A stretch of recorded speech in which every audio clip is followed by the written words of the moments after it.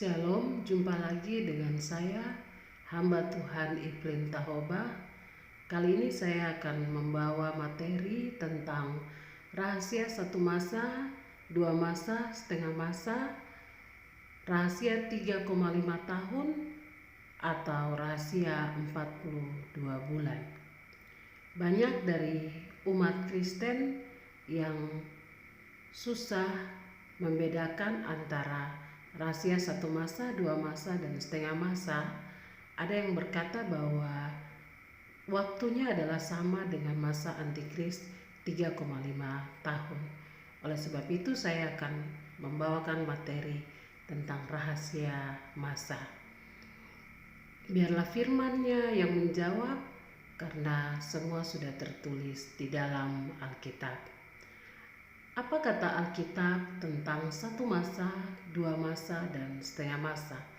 Kita bisa baca dalam Wahyu 12 ayat 14, kepada perempuan itu diberikan kedua sayap dari burung nasar yang besar, supaya ia terbang ke tempatnya di padang gurun, di mana ia dipelihara jauh dari tempat ular itu, selama satu masa, dan dua masa, dan setengah masa.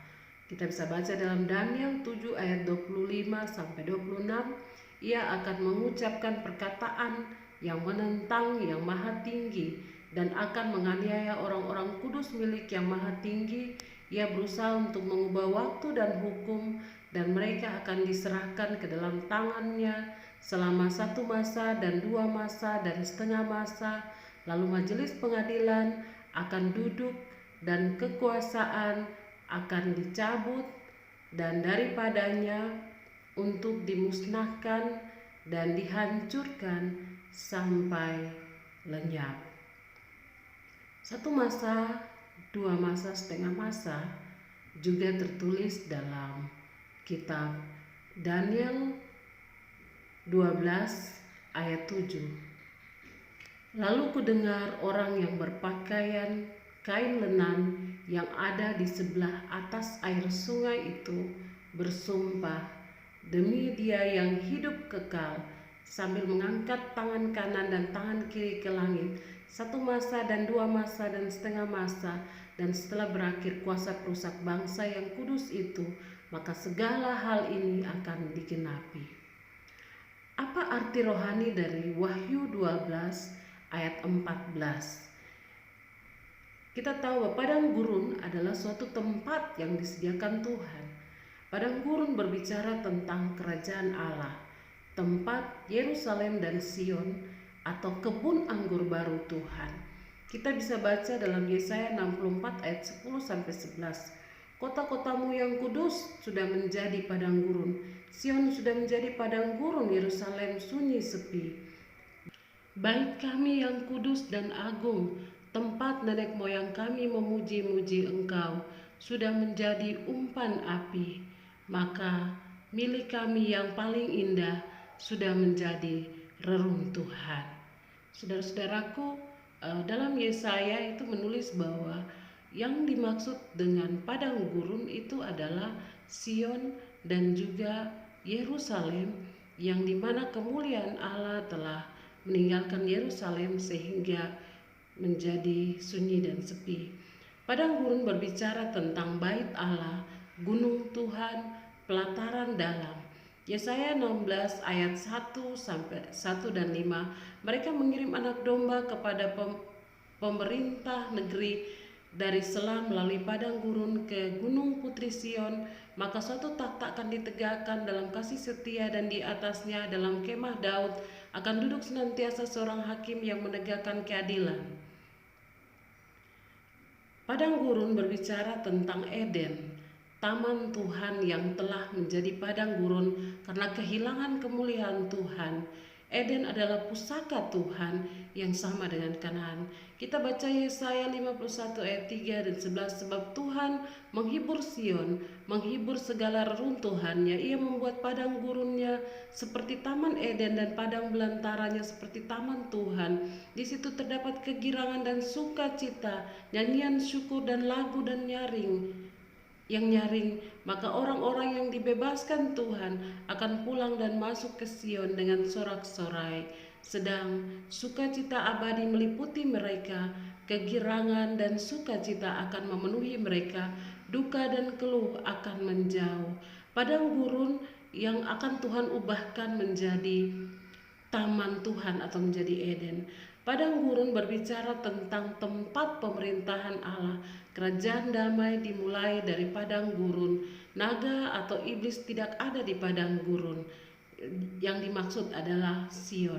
Bangsa Sion itu akan tinggal di situ selama 250 tahun sampai pemerintahan iblis atau setan dan bangsa-bangsa fasik, bukan bangsa Yakub, dibinasakan dari muka bumi. Jadi ada target Tuhan bahwa satu masa, dua masa, setengah masa itu adalah 250 tahun target Tuhan untuk menghabiskan bangsa-bangsa fasik dan tinggallah bangsa-bangsa kudus. Perempuan itu atau bangsa Sion diberikan sayap burung nasar, artinya bangsa pertama yang diberikan kerajaan Allah atau Pentakosta ketiga akan turun atasnya, yang artinya bahwa Sion dibebaskan dan masuk ke Sion, atau bangsa itu dibebaskan dan masuk ke Sion. Anak-anaknya putri-putri Sion akan diberikan tubuh kemuliaan atau warisan tubuh anak-anak Eden. Mereka secara roh mempunyai sayap seperti malaikat. Mereka adalah hamba Tuhan, penghubung surga dan bumi. Mereka yang akan menunjukkan jalan ke Sion. Jadi mereka ini yang akan membawa terang dari tempat takhta Tuhan, dari bait Tuhan ke bangsa-bangsa. Arti rohani dari Daniel 7 ayat 25 sampai 26. Ketika naga merah padam dibuang ke bumi, pemerintahan setan dipimpin oleh raja-raja dari bangsa-bangsa lain di dunia dimulai. Namun bangsa-bangsa fasik atau non-Israel ini hanya memerintah selama 250 tahun. Setelah itu tidak ada lagi raja-raja dari bangsa-bangsa fasik di dunia ini. Pemerintahan diambil alih oleh orang-orang kudus milik Yang Maha Tinggi. Tuhan menjadi raja atas bangsa Israel. Kerajaannya diperbesar dan tetap berpusat di Sion. Kerajaan damai 1000 tahun di bumi dimulai. Walaupun kerajaan damai sudah dimulai pada sangkak Allah ketujuh di Sion, tetapi kerajaan damai di bumi di seluruh dunia dimulai setelah 250 tahun ketika bangsa-bangsa fasik sudah dibinasakan Tuhan. Setelah hari Tuhan akan ada dua blok bangsa-bangsa, bangsa-bangsa lain atau bangsa-bangsa fasik, dan yang kedua bangsa-bangsa yang terdiri atas Sion atau berdiri atas Sion atau bangsa-bangsa Yakub. Mereka ini akan membuat satu perjanjian dan setiap tahun mereka akan pergi ke rumah Allah Yakub. Bangsa-bangsa lain dipimpin oleh naga atau setan akan berakhir 250 tahun dari hari Tuhan. Selanjutnya hanya tinggal bangsa-bangsa Yakub yang berdiri bagi Sion, yang raja-rajanya selalu datang memberikan perpuluhan, memberikan persembahan ke rumah Allah Yakub. Dan bangsa-bangsa ini adalah bangsa-bangsa Israel. Setelah satu masa, dua masa, setengah masa atau 250 tahun, maka Tuhan akan menjadi raja atas kerajaan Israel di seluruh dunia. Arti rohani dari Daniel 12 ayat 7. 250 tahun dari hari Tuhan, maka akan berakhir kuasa perusak naga atau setan.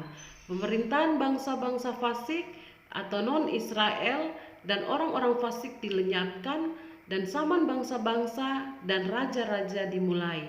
Di sini kerajaan Israel dan Yehuda bersatu dan berpusat di Sion pada 250 tahun kemudian dari hari Tuhan. Wahyu 20 ayat 1 sampai 2. Lalu aku melihat malaikat turun dari surga memegang anak kunci jurang maut dan suatu rantai besar di tangannya. Ia menangkap naga, si ular tua, yaitu iblis atau setan, dan ia mengikatnya 1000 tahun lamanya. Jadi satu masa, dua masa, setengah masa ini kemudian naga atau iblis ini akan diikat dari bumi berkaitan dengan naga yang jatuh dan dia pergi ke bumi untuk mencari keturunan lain. Rahasia 3,5 tahun atau 42 bulan. Kita bisa baca dalam Wahyu 12 ayat 6. Perempuan itu lari ke padang gurun di mana telah disediakan suatu tempat baginya oleh Allah supaya ia dipelihara di situ 1260 tahun hari lamanya. Wahyu 11 ayat 2, tetapi kecualikanlah pelataran bait suci yang di sebelah luar, janganlah engkau mengukurnya, karena ia telah diberikan kepada bangsa-bangsa lain, dan mereka akan menginjak-injak kota suci 42 bulan lamanya. Daniel 12 ayat 11 sampai 12, sejak dihentikannya korban sehari-hari dan ditegakkannya dewa-dewa kekejian yang membinasakan itu, ada 1290 hari. Berbahagialah orang yang tetap menanti-nanti dan mencapai 1335 hari.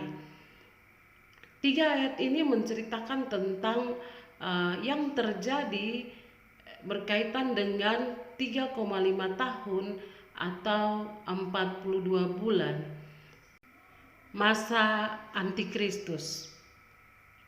Selanjutnya kita bisa baca juga di dalam Wahyu 13 ayat 5 sampai 7, dan kepada binatang itu diberikan mulut yang penuh kesombongan dan hujat. Kepadanya diberikan juga kuasa untuk melakukan 42 bulan lamanya.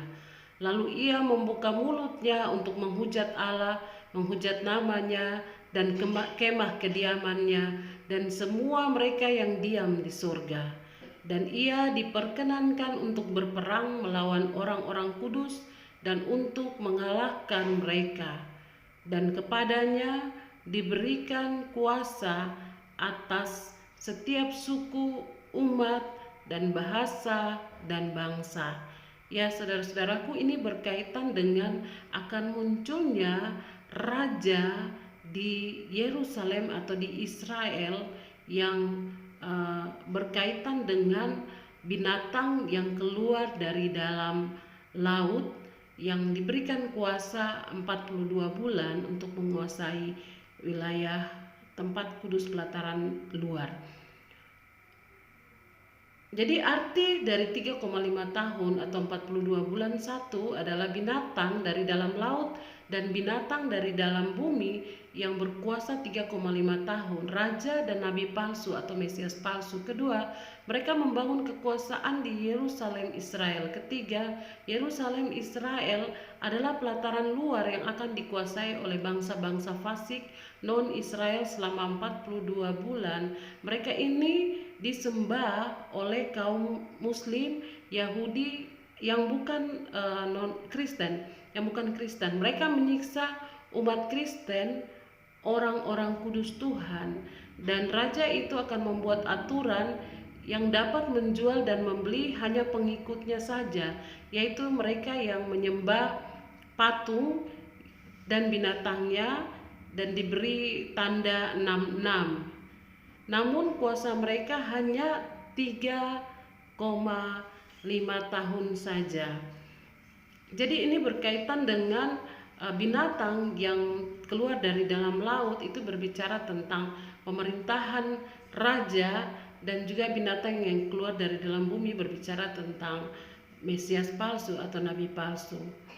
Waktunya binatang atau nabi palsu dimasukkan ke dalam lautan api. Setelah 3,5 tahun, di situ Wahyu 19 ayat 20, maka tertangkaplah binatang itu bersama-sama dengan dia, nabi palsu, yang telah mengadakan tanda-tanda di depan matanya, dan dengan demikian ia menyesatkan mereka yang telah menerima tanda dari binatang itu dan yang telah menyembah patungnya.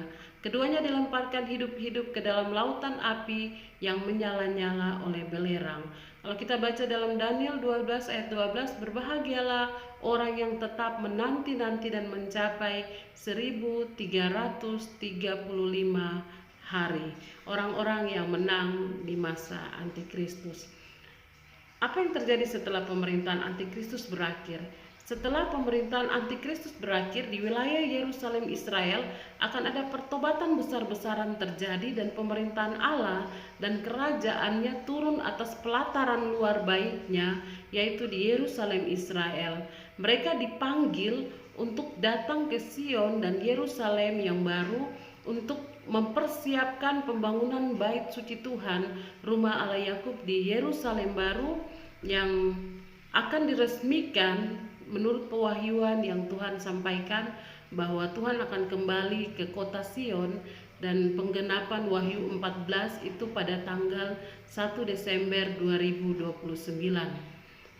Setelah hari Tuhan, dan kemudian Tuhan akan kembali ke Sion untuk menyucikan Yerusalem yang baru.